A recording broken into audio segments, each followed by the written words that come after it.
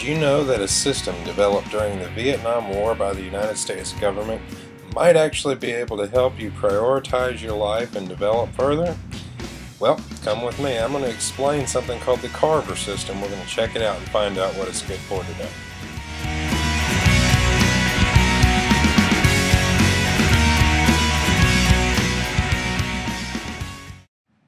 Alright, so I've taken a Carver chart off of Wikipedia and kind of snazzed it up a little bit for you to be able to see it better. You can see here for each column you're going to assign a value between 1 and 10 depending on the importance of that column to that project for you. And then on the right side you're going to add up the values for that project, and whichever project has the highest score is going to be your next target. This makes it a very useful tool for prioritization because you can see what your first and second and third and fourth items need to be that you're going to go after. The first value that we see there is criticality.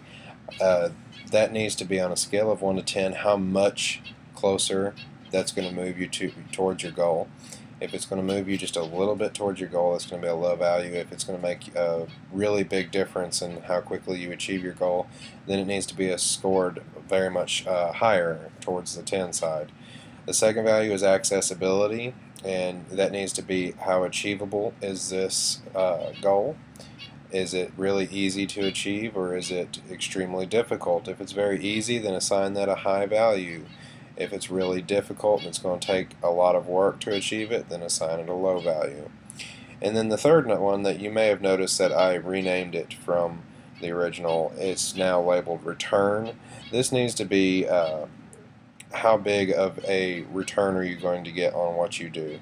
It needs to be basically a return on investment. That's what you're looking for with that. So if it's going to be of a great benefit when you do this, assign it a high value. If it's going to be of a very little benefit, then assign it a low value. The fourth one is vulnerability, which means how hard is it going to be to take this thing out? How many resources are you going to have to put towards it? How quickly are you going to be able to knock it out? If this is going to be a super easy task that you're just going to knock it out right away, then go ahead and assign it a high value. If it is very well fortified and you're looking at spending a lot of time to get this done, then you need to assign it a low value.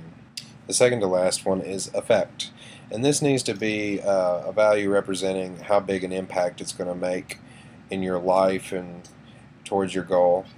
If it's going to make a huge impact, a huge difference in your day-to-day life, a huge impact in your goals, then assign it a high value, assign it a very low value if it's not really going to be anything. If it's a drop in the bucket, assign it a 1.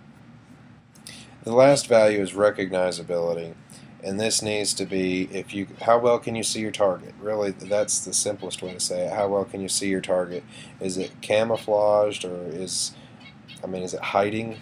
Do you see this goal very clearly? Do you see the path to completing it very clearly, or are you still kind of in the dark on it?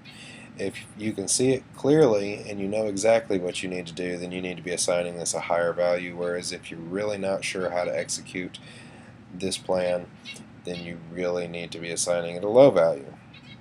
Now, after you're done with all these values, and some thinking is going to be invested into putting a valid number with all these, then you're going to add it all up on the right side of your matrix, and you're going to compare the totals for each project to each other.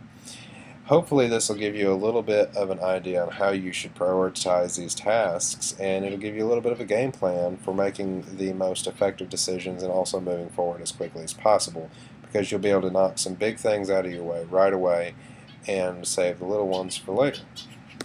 I'm sure I've done just a little bit of a sloppy job explaining some of this, but it's kind of complicated to me because there's a lot of abstract concepts that we're trying to score. But I can immediately see how it's going to be of great use in my personal life, being able to prioritize all these ideas and tasks that I have, and I hope it will be useful to you too. And I wanted to mention a word about why prioritization is important, because I'm one of these people that gets really easily distracted, and I know there's a lot of people out there that are like that, and without a very clear game plan and deadlines and a priority list, I tend to scatter my efforts out all over the place so that there is no real clear movement in the right direction. It just kind of pulls in all directions and nothing ever really gets done. and I feel like I hit my head against a brick wall sometimes doing this. So I'm hoping to be able to use this tool to create kind of a list of projects, and I'll be able to see which one needs to be taken care of next, and I'll be able to get some of the big fish out of the way and move on to the smaller things that would bog me down now. I'll be able to put them off till later because I know now I can tangibly see that they're not as important as some of these other big tasks. I think very often people get so hung up in the details that they fail to do what it is they need to do with their life. Don't get hung up in the details.